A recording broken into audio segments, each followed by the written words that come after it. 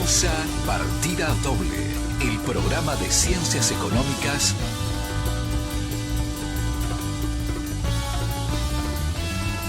en la conducción, Norberto Lema. Coordinación temática y columnas, Andrés López y Oscar Cetrángolo. Producción, Unidad de Comunicación Institucional de la Facultad de Ciencias Económicas de la Universidad de Buenos Aires.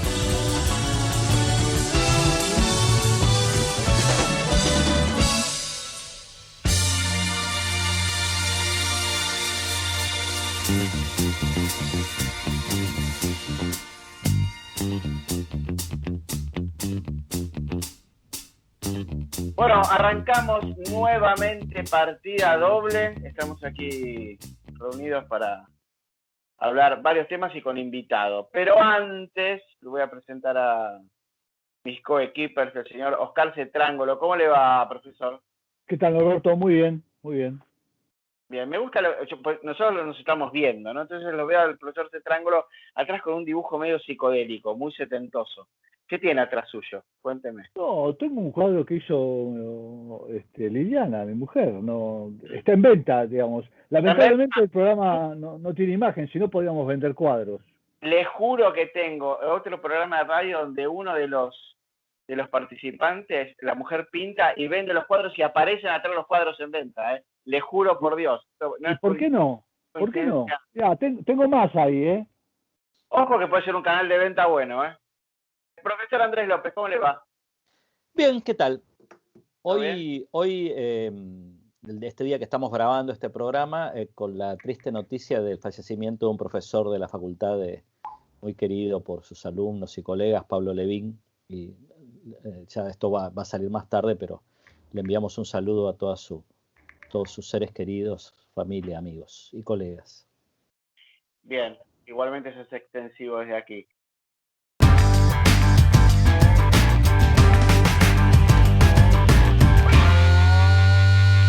El tema de la semana fue la gira de nuestro ministro junto con el presidente por Europa para pedir apoyo, ¿no es cierto? Andrés, ¿qué te parece?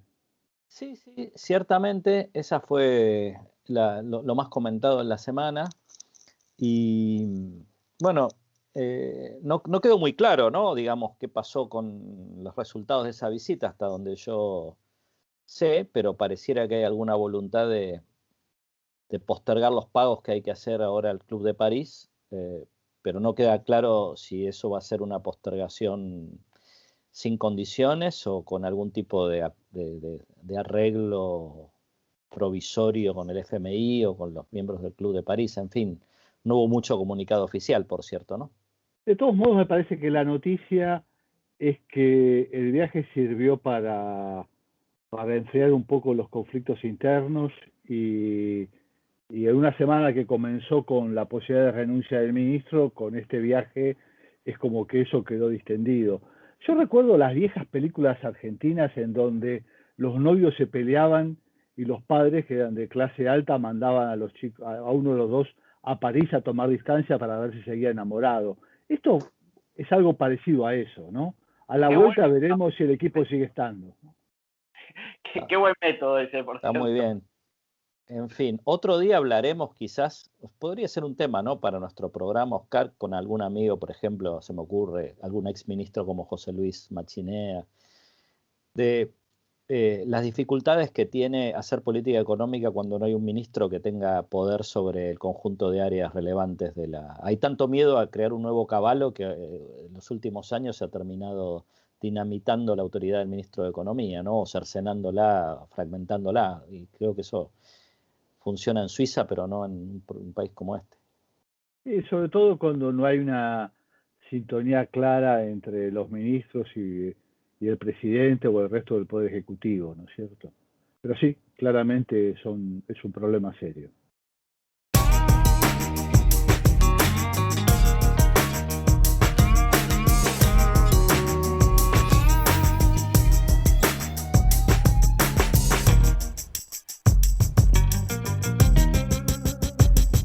Vamos a hablar un poco de de temas del agro y de los biocombustibles, así que no sé cuál es la música alegórica que eligieron. Bien, cuéntenos, profesor Cetrangolo, ¿qué trajo? Yo traje un muy, muy viejo tema que hizo famoso Cab Calloway. Eh, no sé cuántos de los oyentes saben quién era Cab Calloway, pero fue un personaje muy importante en las primeras etapas del jazz, muy famoso por su participación en el Cotton Club. Y el tema se llama Cosechando Repollo, Picking the Cabbage, y lo que traje fue una versión muy moderna de Douglas con un muy buen conjunto y espero que les guste. Bien, bien. Andrés, ¿qué trajiste? Yo también traje un tema viejo que hizo famoso otro músico popular muy conocido, Nat King Cole, que se llama Nature Boy, en una versión no tan nueva como la de Oscar, porque es algo que en los 50 grabó Miles Davis, pero también por un trompetista acompañado de un gran grupo. Así que nos hemos coordinado hoy con Oscar sin querer para pasar un poco de jazz, temas estándares versionados por trompetistas. Sería el subtítulo. Nature Boy sería, por supuesto, nuestro invitado, ¿no? Un chico de la naturaleza, estudioso del agro. Bien, yo traje algo bastante más conocido a nivel masivo, digo, y que en su época... ¿Cómo? Perdón. Nat King Cole en su época lo escuchaban hasta en las piedras. Perdón, más conocido para su... No, para los sub 50. Ah, puede ser. No es que yo lo escuchaba, pero mi mamá lo escuchaba. Seguro los padres de Oscar también. No sé quién lo escuchaba a Nat King Cole, ¿no? Digo. Además tenía versiones, grabó tangos muy famosos. Claro, en fin. No, bueno, perdón que lo corrija. Traje un tema de Creedence Clearwater Revival que se llama Cornfield, campos de algodón. Así que estamos todos ahí cercanos. Así que tenemos algodón y repollo.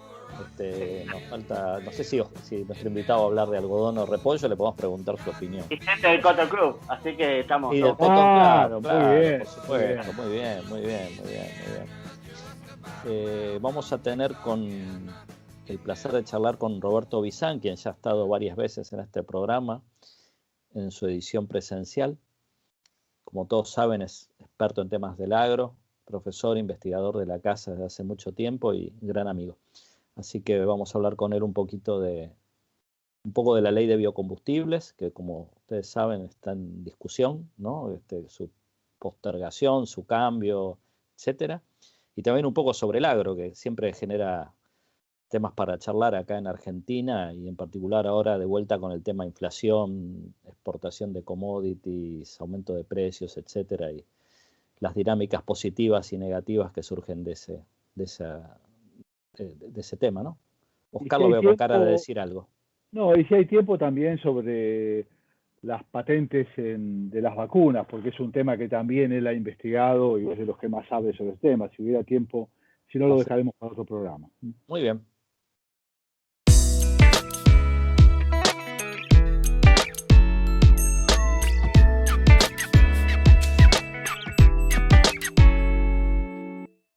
Bueno, estimados, tenemos un invitado en línea y un tema para hablar con él. Cuéntenme un poquito con qué vamos a charlar. Bueno, como mencionamos antes, lo tenemos a Roberto Bizán, profesor investigador de la facultad, amigo de la casa y nuestro. Y podemos empezar la charla hablando un poco de un tema sobre el cual escribió una nota muy interesante y muy profunda que les recomendamos que lean en Alquimias Económicas, sobre el tema ley de biocombustibles. La nota es bastante larga, pero capaz, Roberto, nos puedes hacer una síntesis de 2 minutos del análisis minucioso que haces ahí del tema. De acuerdo, ¿cómo andan? Un gusto el llamado. Inscribe en la idea de que tienen todos los países de tener una matriz energética más verde. De hecho, el presidente prometió que el 30% de la matriz va a ser verde en el 2050 y en el marco de eso, desde hace unos 15 años se sancionó en el 2006 una ley de biocombustible que obligaba a un corte, momento en el cual no escapa, el petróleo valía 90 a 100 dólares el barril y teníamos un déficit externo muy fuerte. Y en función de eso, se otorgaron una serie de beneficios, algunos fiscales, y el profesor Cetrangolo es muy puntilloso en los números que hace en ese sentido, reservas de mercados, etcétera, etcétera, y la ley, después de 15 años, entró en periodo de vencimiento, renovación o no. Eso implicó 56 empresas que hacen biocombustible, la mitad de biodiesel, y eso viene del aceite de soja, la otra mitad bioetanol, eso, la mitad de esa mitad depende de maíz y la otra mitad de caña de azúcar. La conclusión del tema es que al día de la fecha aproximadamente 8% de lo que cargamos en surtidor viene de la parte verde, y ahora hay que plantearse, dadas las nuevas condiciones, vaca muerta de por medio, barril del petróleo $60, soja volando por los aires y se escapa de la pantalla porque está casi arriba de $600, y eso sube el precio del aceite, discutir y rediscutir el tema. Y ahí están fuerzas de todos lados. Por un lado, la gente del mundo de fósil, de petróleo, obviamente hace su lobby en el sentido de no queremos que crezca demasiado el sector en función de nuestras capacidades instaladas, necesitamos vender, dice YPF, las provincias petroleras dicen tenemos a vaca muerta, etcétera, etcétera, y del otro lado, quienes tienen de alguna manera capacidades instaladas ya en producción, te dicen queremos ampliar el mercado, pero lo queremos ampliar nosotros, tampoco estamos demasiado proclives a que entren nuevos jugadores, ni del mundo petrolero, ni del mundo agrícola o del mundo biodieselero o bioetanolero, que están afuera del negocio. O sea, una película en la que los que están adentro no quieren que nadie entre, los que están afuera quieren entrar. Las situaciones de largo plazo que tomamos como compromiso son de cierta entidad, y la política metió la cola en la mitad. De todos modos, Roberto, digamos, el caso es apasionante porque muestra cómo es imposible encontrar un punto de consenso cuando hay actores con intereses tan claros, incluso con derechos adquiridos sobre cierto tipo de política previa, ¿no es cierto? Pero es un caso ejemplar de cosas que pasan en muchísimos sectores en la Argentina. Ahora, ¿cómo vos pensás que tiene que hacer el Estado para dirimir esos conflictos? ¿Cuál es la manera? ¿Vos conocés algún país que lo esté manejando de manera razonable? ¿Qué es lo que vos desearías leer en el diario? A ver, yo tengo la sensación de que acá hay mucha táctica y poca estrategia de largo plazo. Y lo que uno observa en los países tipo Brasil, que acaba de armar todo un marco legal en esa línea, o Estados Unidos, o Alemania, tienen un marco general en función de 20, 30 años y van monitoreando la situación llevándola a ese objetivo. Entonces, cuando vos mirás el caso de Alemania, los tipos te hablan de el complejo olefínico. O sea, hagamos biocombustibles en base a recursos renovables, derivemos de ahí la industrialización de una cierta cantidad de subproductos, pensemos en la química verde, en biomateriales, y además generemos nuestra propia capacidad tecnológica en términos de lo que es equipos de bienes de capital. Y en Argentina o lo que ves es una cosa de muy corto plazo, muy unido a presiones sectoriales de algunas provincias o temas muy puntuales, tratando de encontrar un consenso político con poca proyección de mediano plazo. Esa es la Argentina que yo veo. Vos ves, hablando de... Y déjame poner, Oscar, un tema ahí a mitad camino. La sensación de que la patria sojera perdió relevancia, a pesar de los casi $600. Ahora está en boga la patria maicera. Es decir, vamos por 4 años donde el maíz supera la producción de soja. ¿Qué tiene que ver con esto? Pese al cierre de los cines. Exactamente. Pese al cierre de los cines. Digo que la industrialización del maíz que vos tenés en Estados Unidos y en otros países productores está en base a agroetanol, saca un subproducto que es un alimento para bovinos, para cerdos, para aves, que se llama burlanda. En la fermentación te queda CO2 que se envasa y a la orden del día está el uso para las bebidas carbonadas. Y te queda un residuo que se llama vinaza que se quema y genera energía. Primero vapor y después energía eléctrica. O sea, de lo que estás hablando es de la industrialización de 30 millones de toneladas de maíz, que ahora se va como producto primario. Entonces los muchachos del NEA o del oeste, perdón, del este de Punta Ana, o del sur de La Pampa te dicen, macho, perdón por la digresión, está todo bien lo de la industrialización, la primarización, pero hagamos no biocombustible, hagamos complejos industriales completos, con energía distribuida local y con un poco más de desarrollo agroindustrial, un paso más allá de exportar granos. Esa es una vertiente del problema para dar un pantallazo de qué es lo que estamos discutiendo. Discutimos estructura productiva, localización del interior y un modelo industrial con un perfil distinto. O sea, industria sí, pero industria más de base biológica. Capitanes de la industria sí, pero de otro regimiento, si se entiende la metáfora. Sí, claro. Ahora, Roberto, en esta discusión, por lo menos en la prensa, yo lo que no veo es que alguien esté pensando en la dimensión ambiental, que se suponía que era uno de los elementos, ¿no? Quedó medio como perdido ese tema, ¿no?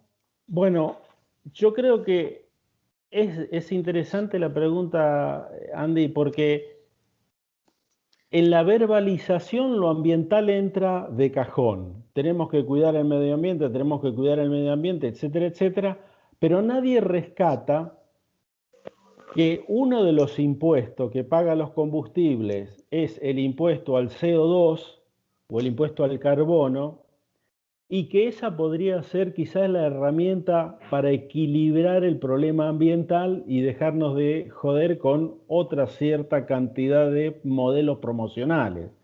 No sé si ha sido claro, me explico. ¿Qué tal si pensamos en, siendo coherente con el tema ambiental, en gravar a todos los combustibles de acuerdo al impacto ambiental de emisión de CO2? Y entonces el combustible fósil pagará en función de lo que le corresponde, el que viene de caña de azúcar bastante menos, el biodiesel pagará un poquito más porque genera CO2 en cierta proporción mayor que el caso del bioetanol proveniente de la caña de azúcar, y el maíz tendrá posiblemente la menor tasa. Ahora, Roberto, es un debate que en otros países, aún de América Latina, se está dando de manera muy fuerte y ya hay reformas en ese sentido, ¿no es cierto? En Argentina empezó a discutirse, pero nunca se cerró. Incluso yo creo que había una propuesta reciente de empezar a discutir estas cuestiones tributarias, pero me parece que no terminó de cerrar, ¿no? No, porque mi lectura política, si querés, del problema es que vos tenés 4 o 5 provincias que del otro lado del mostrador tienen intereses muy fuertes en lo que podríamos llamar la captura de las rentas petroleras asociadas con vaca muerta. Vos lo que estás diciendo es que la reforma constitucional es una traba a este tipo de reformas.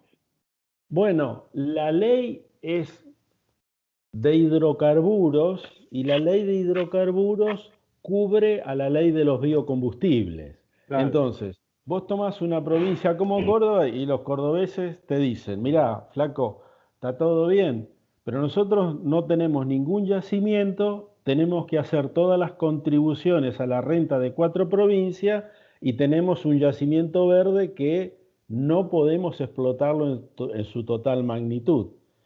Y entonces sueñan, ¿no? De los santafesinos, los tucumanos incluso, y te dicen, ¿qué tal si hacemos lo mismo que hace Brasil? Motores full flex, o sea, nafta, etanol o biodiesel, gasoil puros, generamos localmente y usamos las estaciones, no sé si se acuerdan, las estaciones de bandera blanca, esas que no pertenecen al sistema público, y armamos los sistemas locales.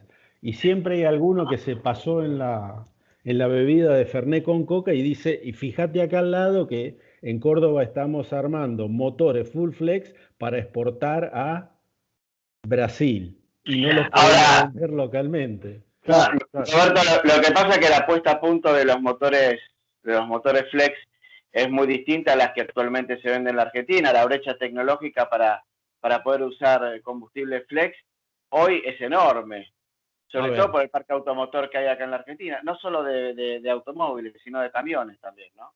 Yo te diría automóviles, camiones y hasta, si me permitís, hay algún proyecto de combustibles pesados para aviación y demás. Pero, sí, Norberto, ahí va el otro punto. Es necesario pensar en una transición que te lleve a una nueva estructura productiva y, claro, más allá de tu afirmación si eso es tan o no complejo, el peso de lo estatuido es lo que te está trabando, claro, para hacer una transición a un modelo un poquito más sensato. Porque, sí, by the way, no se te escapa que si la economía repunta un poquito, volvemos a importar combustibles a nivel de 2-3 mil millones de dólares o más terminados, me refiero a nafta, o gasoil 2 o 3, nafta lista. Y del otro lado estás vendiendo barriles de petróleo crudo. Claro, yo leí una información justo el día de ayer. Shell en Europa acaba de estar terminando la experimentación y patentar un nuevo combustible, un biocombustible, ¿sí?, que va a ahorrar 60% de emisión de carbono en vehículos que actualmente se usan. O sea, sin tener que hacer brecha tecnológica y salto tecnológico. En el vehículo que se está usando ahora.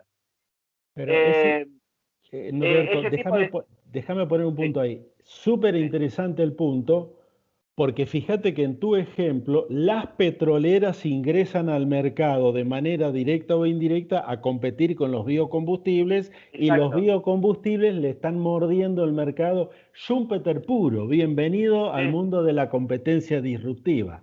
Y acá, exacto, un poquito lo que quedó es una especie de foto fragmentada y congelada en el tiempo, donde ninguna de las dos partes quiere que el modelo se vuelva competitivo.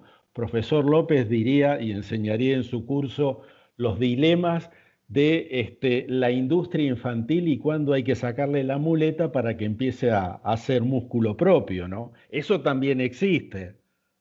Ahora, Roberto, y lo último, muy puntual, ¿cómo podrían competir aquí en la Argentina con un tipo de producto así? Digo, ¿existe la posibilidad de que eso suceda en nuestro país? Porque, por ejemplo, con lo que son normas de emisiones, acá se usan las normas euro, que estamos por euro 5 en el tipo de emisión que tienen que tener los combustibles, cuando en Europa están en euro 7 ya. ¿Qué es lo que va a suceder aquí en la Argentina? ¿Cuál es la idea?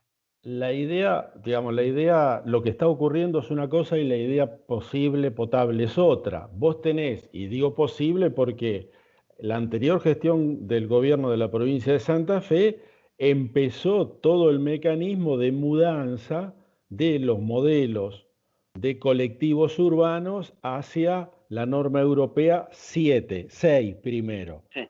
Córdoba hace 3 meses acaba de sacar una ley de migración hacia el uso de los biocombustibles por parte del propio sector público. Y eso implica una serie de beneficios impositivos y la compra pública cordobesa en esa dirección. Es decir, el lío está a nivel nación y lo que te empieza a perforar son las provincias con algún grado de racionalidad un poquito mejor, no demasiado mejor. De hecho, se están comenzando a vender camiones aquí, por lo menos hizo punta Scania, que es el proveedor que con la compra que hizo Córdoba, que tiene motores desarrollados exclusivamente a GNC. Son motores a GNC, camiones y colectivos a GNC, no a gasoil, ¿no? Bueno, y tenés otro, Norberto, otra área que para Argentina es sustantiva, que es todo lo que se está moviendo en términos ambientales sobre el transporte marítimo. Y pensá que la hidrovía es un puerto, un punto o un nodo no tan relevante, pero nodo al fin en el comercio marítimo mundial, y vos tenés acá en Rosario lo que podríamos llamar el polo aceitero probablemente más eficiente del mundo. Es decir, en toda esta lógica de repensar en el medio de la pandemia la posibilidad de hacer una estructura o un país distinto a futuro, esos son temas que ni a un europeo, ni a un americano, sea Biden o sea el anterior, ni a un brasilero, sea el actual presidente o el anterior, se le escapó del radar. Claro. Ahí andamos flojos de papeles como dirigencia política, ¿no? Nos gustaría aprovechar la chance de que está Roberto para llevarlo un poco al terreno más general del tema agropecuario. De vuelta estamos viviendo una película que ya vimos no sé cuántas veces. Hay una teoría que sugiere que los aumentos de precios de los commodities en los mercados internacionales generan inflación local y que una manera de resolverlo es restringiendo exportaciones. Hoy en el diario de vuelta aparece la idea de nuevas restricciones posibles o probables. Ya sé lo que va a decir Roberto, pero igualmente me gustaría que nos comente algo. A ver, bueno, primero leo el informe del IPC del abril, 46% de inflación. Che, no sé si notaron, pero textiles y confecciones en un año subió 84%. Será porque subió el algodón, Roberto. Automotores, en fin, automotores subió el 65, 66. Oficialmente, porque los precios, los sobreprecios que hay en Boca Expendio en concesionaria están 1 millón de pesos arriba. Con el tema del impuesto a la riqueza, están todos los modelos al mismo precio, a 2.500.000, y de ahí para arriba uno va a la concesionaria y salen 1 millón de pesos. Norberto, la contabilidad creativa de los mercados de Argentina es infinita. Pero volviendo al otro tema, todo da la sensación de que parece vamos a un ciclo de superprecios por los próximos 14 a 18 meses según USDA y demás versiones. Los chinos están comprando absolutamente todo lo que venga de carne, su perspectiva de embarque está en el 6-7% arriba en volúmenes físicos para lo que resta del año.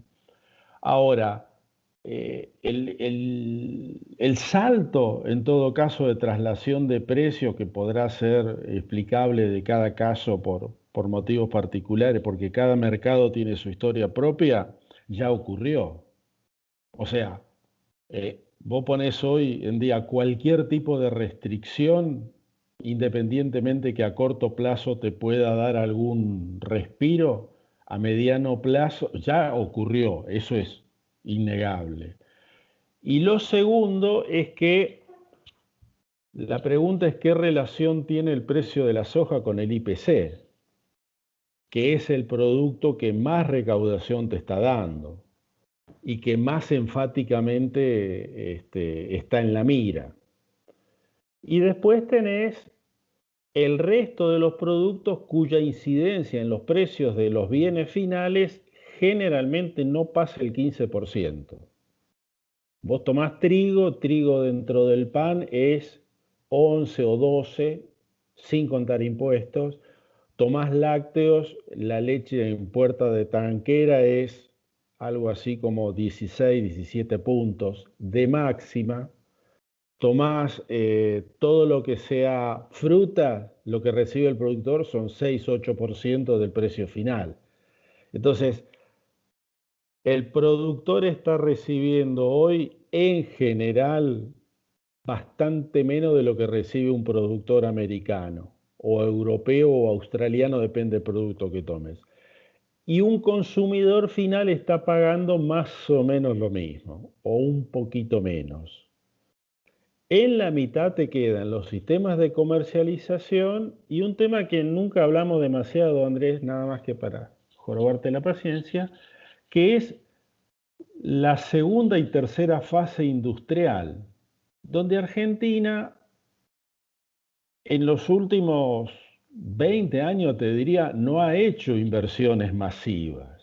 Si uno hace la cantidad de las pocas plantas nuevas industriales, no están en lo que podríamos llamar la industria alimenticia, más allá de alguna excepción, que siempre la hay. Pero vos tomás leche en polvo, y la verdad que en los últimos 15 años se montaron 2 plantas. Y los frigoríficos, hay 2 frigoríficos o 3 que han hecho un salto cuantitativo, inversor fuerte. Tomás la industria fideera y no hay grandes novedades. Y si pensás... Pará, Roberto, pero ¿por qué pasa eso? Porque uno podría suponer, si vos tenés una producción tan eficiente y tan competitiva de los insumos, eso debería arrastrar a la formación de complejos industriales también competitivos. ¿Por qué no hay inversión ahí? Bueno, primero de todo, si vos le haces esta pregunta a cualquiera de los 40, 50 agroindustriales pesados de la Argentina, te dicen, mirá, yo estoy en rojo hoy.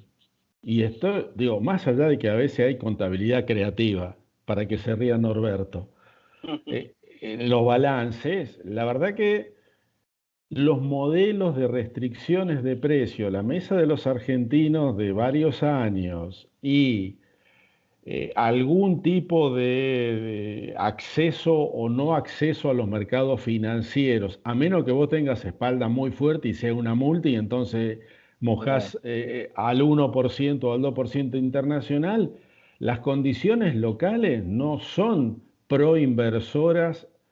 No hay un mecanismo de promoción a la agroindustria, más vale hay un sistema previo. Déjamelo poner al revés. Un gerente de banco le tiene que prestar, tiene 100 para prestar, y va un proyecto de industria alimenticia final, va un electrónico en pague 12 cuotas, seguro 12 cuotas, sin interés, etcétera, etcétera. ¿A quién le vas a prestar?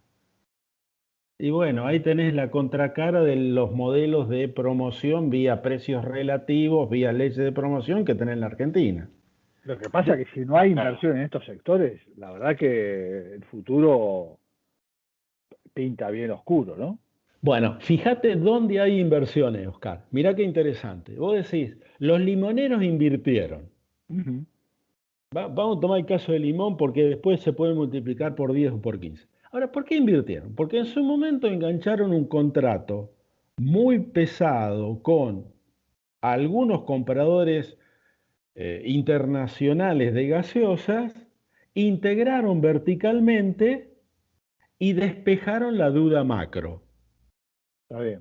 Vos agarrás casos como eso, están integrados verticalmente y cuadran algo así vía mercado, un mecanismo muy parecido a por las vías particulares que el que tiene la industria extractiva de la Barrick Gold, digamos, en minerales. Sí, la famosa, el problema fiscal, ¿no? Del cual tanto se habla. Entonces, vos tenés bloques donde están enganchados porque tienen enganchada la demanda internacional y el abastecimiento financiero. Y esos tipos flotan, y flotan bien.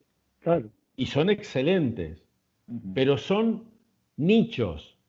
Entonces, cuando el tipo del interior pasó de hacer el grano, molió el grano, armó el cerdo, el pollo o algún otro, o la leche, y tiene que salir al mercado internacional, si no está asegurado, queda a merced del vaivén del mercado local.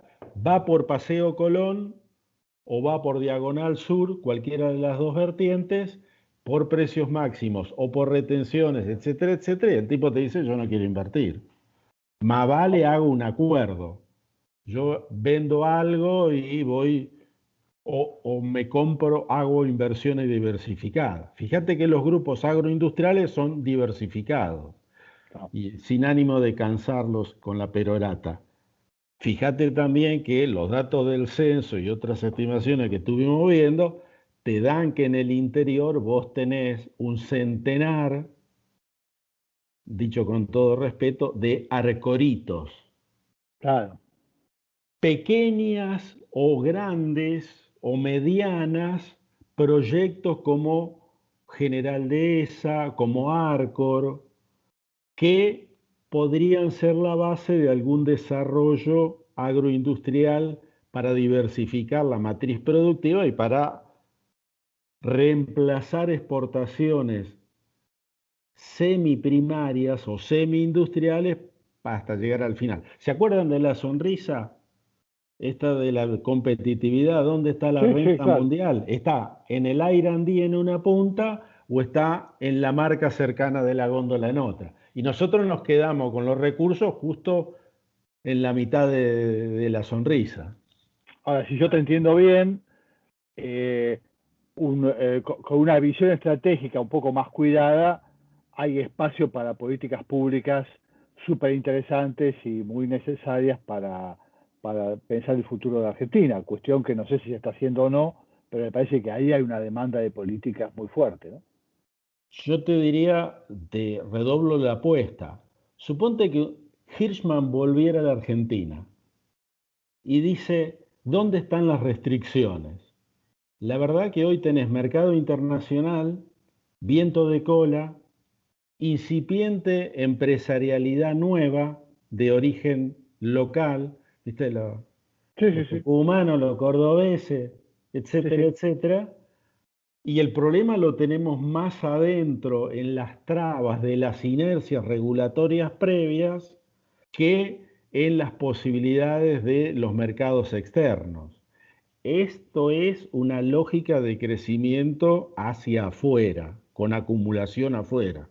Vos fíjate, y cuando mirás, levantá un poco la vista y mirás el mundo, decís, no puede ser que vos tengas países agroalimentarios como Holanda. Claro. Los dueños del mundo porcino elaborado son los dinamarqueses. ¿Me podés contar, Oscar, cuánto de trigo tienen los dinamarqueses? O que vos pongas dos marcas de papa frita, que no vamos a hablar, congeladas, una sea americana y la otra sea holandesa. Ajá. Y vos no podés pensar que de acá a 50, estoy en Rosario, 50 kilómetros, no pueda surgir la industria de los congelados. O embarcarse, por ejemplo, ¿no? O embarcarse. Claro. Entonces, esa es la cierta desazón que te queda o le queda a alguna gente empresarialmente del interior cuando ve biocombustible. Te dicen, otra vez sopa. ¿Por qué no pensamos en el desarrollismo del siglo XXI sobre una base industrial, pero de otro perfil industrial? No del perfil industrial, por eso chicaneramente, menos mal que se fue Andrés. Yo le decía calzados, textiles y confecciones. O Norberto, por eso te jodía con lo de auto. No estamos hablando de una desindustrialización o de un modelo de vuelta al agroexportador donde China reemplaza a Inglaterra. Estamos hablando de recrear un modelo de industrialización sobre la base de lo biológico, donde además tenemos biotecnología y todo ese tipo de historias. Es genial, Roberto, porque digo, tu visión puede ser, ilustra una preocupación, una ausencia de algunas políticas, etcétera, pero de todos modos es un mensaje que tiene algo de esperanzador, porque digamos, hay cosas para hacer, hay un camino, me parece en ese sentido, ahí hay como una luz de optimismo, ¿no es cierto? Che, se nos está yendo el tiempo. Se nos está yendo el programa. Se nos está yendo el programa, y solamente quiero anunciarte que te iba a querer hablar de otro tema, pero lo dejaremos para una próxima, no muy lejana, y es todo el tema de patentes y vacunas, pero te comprometo a que en una próxima vamos sobre eso, ¿te parece? A pie, y va a ser, te hago el nexo para la próxima. Cualquier modificación que hagas en lo biológico, de la industria de lo biológico, tiene una parte de bienes de capital biológico. Es decir, Claro, muy cuando bien, vos me haces biocombustible, me estás usando una enzima modificada para clarificarlo. Cuando vos Claro. me haces alimentos, los postrecitos o las leches diferenciadas, necesitas de ese bien de capital que es un desafío re interesante porque no es el torno, claro. es un ser vivo al que vos modificaste y ahora lo querés patentar. Y para hacer el doble puente, eso tiene que ver además muy cercanamente con el tema de salud. Bien. Claro, Bueno, claro. tenemos para otro programa entero, me parece, con ese tema. Hagámoslo Así que, rápido. Dale, Cuando dale. ok, quieran, un ok, gustazo. dale. Bueno, un abrazo grande y gracias, ¿eh? Chao, Gracias gracias a Roberto. ustedes. Buenísimo. Un abrazo grande. Chau, chau.